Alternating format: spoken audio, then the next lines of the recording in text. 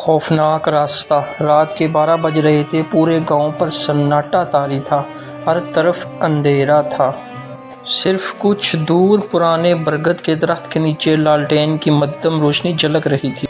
وہ راستہ جسے پورے گاؤں میں خوفناک راستہ کہا جاتا تھا، ویران پڑا تھا۔ گاؤں کے لوگ کبھی بھی اس راستے سے نہیں گزرتے تھے۔ کہا جاتا تھا اس راستے پر سائے ہیں، جنہیں جو بھی دیکھتا وہ پھر کبھی واپس نہیں آتا۔ لیکن ریحان کو ان باتوں پر یقین نہیں تھا۔ ریحان شہر سے پڑھ کر واپس آیا تھا۔ وہ تعلیم یافتہ تھا اور جن بھوتوں، سایوں، چڑیلوں کی کہانیوں کو دیہاتوں کا وہم سمجھتا تھا۔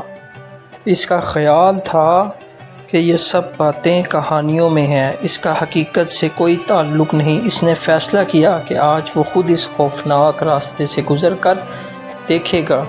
گاؤں کے بوڑھے فقیر بابا نے ریحان کو روکنے کی بہت کوشش کی۔ بیٹا، مت جا اس راستے پر، وہاں کچھ ایسا ہے جو ہماری سمجھ سے باہر ہے۔ کئی لوگ گئے مگر لوٹ کر کبھی واپس نہ آئے۔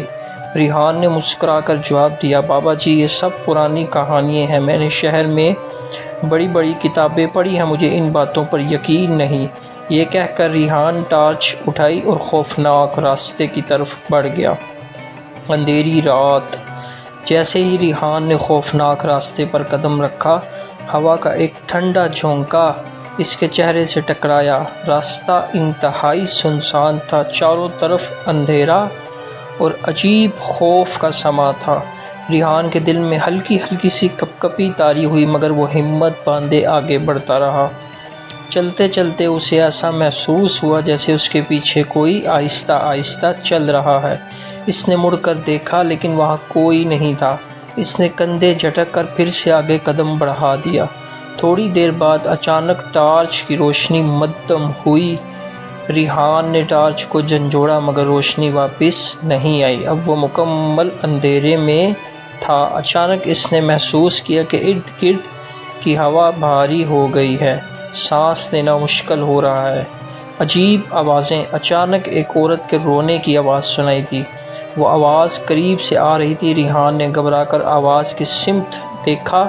درختوں کے درمیان ایک دھندلی سی شکل نظر آئی، ایک سفید لباس میں لپٹی عورت جس کے لمبے بال، دانت انتہائی خوفناک اور وہ ہوا میں معلق، جس کے پاؤں زمین سے اوپر تھے۔ ریحان کا جسم کانپنے لگا مگر اس نے خود کو سنبھالا۔ کون ہو تم؟ کیا مدد چاہیے؟ عورت نے سر اٹھایا۔ اس کی آنکھیں لال تھی، چہرہ ایسا جیسے جلا ہوا اور ہونٹوں سے خون رس رہا تھا۔ اچانک اس کے منہ سے ایک خوفناک چیخ نکلی۔ ریحان کے ہاتھ سے ٹارچ گر گئی۔ وہ پیچھے ہٹنے لگا لیکن اس کا دل زور زور سے دھڑک رہا تھا۔ اس نے پوری طاقت سے دوڑنا شروع کر دیا لیکن راستہ ختم ہونے کا نام نہیں لے رہا تھا۔ بھٹک جانا۔ ریحان کو لگا کہ وہی جگہ بار بار پار کر رہا ہے، برگد کا درخت، لالٹین، وہی پتھر، سب کچھ دوبارہ سامنے آ رہا تھا۔ وہ چلتے چلتے اسی جگہ واپس آ جاتا تھا۔ ایسا محسوس ہو رہا تھا جیسے وہ کسی جال میں پھنس گیا ہو۔ اچانک اس کے سامنے ایک بوڑھا شخص نمودار ہوا، لمبی سفید داڑھی، ہاتھ میں عصا، آنکھوں میں سرخی۔ واپس چلے جاؤ ورنہ پچھتاؤ گے، ریحان نے ڈرتے ڈرتے کہا۔ کون ہو تم؟ بوڑھے نے کہا، میں اس راستے کا رکھوالا ہوں، جو یہاں آتا ہے وہ کبھی واپس نہیں جاتا۔ تم نے بھی اس راستے کو چیلنج کیا، اب تمہیں قیمت چکانی پڑے گی۔ یہ کہہ کر بوڑھا شخص دھواں بن کر غائب ہو گیا۔ ریحان نے سر پکڑ لیا، اب اس کی سانسیں پھول رہی تھی۔ اچانک زمین اس کے قدموں کے نیچے سے کھسکنے لگی۔ وہ ایک گہرے گڑھے میں گر گیا۔ جب اس نے آنکھ کھولی تو وہ ایک عجیب و غریب جگہ پر تھا۔ ہر طرف دھند تھی اور انسان جیسے سائے ادھر ادھر گھوم رہے تھے۔ ان کے چہرے نظر نہیں آ رہے تھے، صرف آنکھیں تھیں جو انتہائی سرخ رنگ کی تھی۔ ایک سایہ ریحان کے قریب آیا اور سرگوشی کی، تم اس جگہ سے باہر نہیں جا سکتے، یہ موت کی وادی ہے، یہاں صرف وہی آتے ہیں جو اپنے انجام کو دعوت دیتے ہیں۔ ریحان نے رونا شروع کر دیا۔ وہ چلایا، مجھے واپس جانا ہے، میں نے غلطی کی، مگر وہاں اس کے سننے والا کوئی نہیں تھا۔ اپنا انجام۔ پھر ریحان نے دور ایک دروازہ دیکھا، دروازے پر عجیب نشان بنے ہوئے تھے۔ اس نے دوڑ کر دروازہ کھولا۔ سامنے ایک پرانی کوٹری تھی، اس کوٹری میں گاؤں کے وہ تمام لوگ موجود تھے جو برسوں سے لاپتہ تھے۔ ان کے جسم سوکھے ہوئے تھے، آنکھیں کھلی ہوئی اور چہروں پر خوف جم گیا تھا۔ ریحان نے ان کی حالت دیکھی تو اس کی چیخ نکل گئی۔ اچانک ان سب لاشوں نے آنکھیں کھول دی اور ایک ساتھ بولے، اب تم بھی ہمارے ساتھ یہیں رہو گے۔ ریحان پیچھے ہٹا مگر اس کے قدم جیسے زمین میں دنس گئے ہوں۔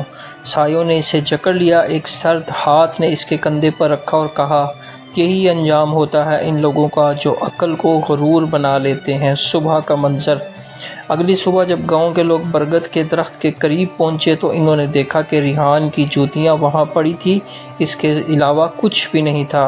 فقیر بابا نے آسمان کی طرف دیکھا اور کہا، ایک اور کہانی ختم ہوئی، ایک اور جان خوفناک راستے نے نگل لی۔ اس دن کے بعد کسی نے اس راستے پر قدم رکھنے کی ہمت نہ کی۔ سبق: یہ کہانی ہمیں یہ سبق دیتی ہے کہ ہر چیز کو عقل سے نہیں ناپا جا سکتا۔ کچھ حقائق ایسے بھی ہوتے ہیں جو انسانی سمجھ سے باہر ہوتے ہیں۔ غرور اور ضد کبھی کبھی انسان کو ایسی راہوں پر لے جاتے ہیں جہاں سے واپسی ممکن نہیں ہوتی۔